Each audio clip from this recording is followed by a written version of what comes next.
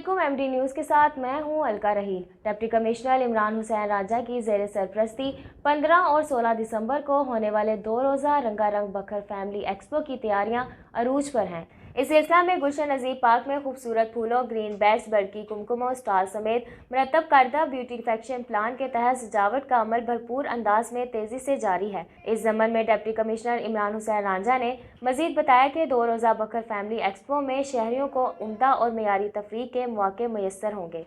इस सिलसिला में तमाम तर इंतजामात की बजाते खुद मॉनिटरिंग कर रहा हूँ। उनका कहना था कि बकर फैमिली एक्सपो को ज़िला की तारीख का यादगार इवेंट बनाने के लिए तमाम दस्तयाब से भरपूर इस्तेफादा किया जा रहा है। डिप्टी कमिश्नर इमरान हुसैन राजा ने मजीद बताया कि बकर फैमिली एक्सपो में फैमिलीज़ की दिलचस्पी के लिए खसूसी मालूमाती प्रोग्राम्स भी तरतीब दिए गए हैं ताकि ज़्यादा से ज़्यादा बकर फैमिली एक्सपो शहरियों की तवज्जो का मरकज़ बने। याद रहे कि बकर फैमिली एक्सपो का बाकायदा तौर पर इफ्तिताह 15 दिसंबर जुमेरात के दिन कमिश्नर सरगोदा डिवीजन मरियम खान करेंगी।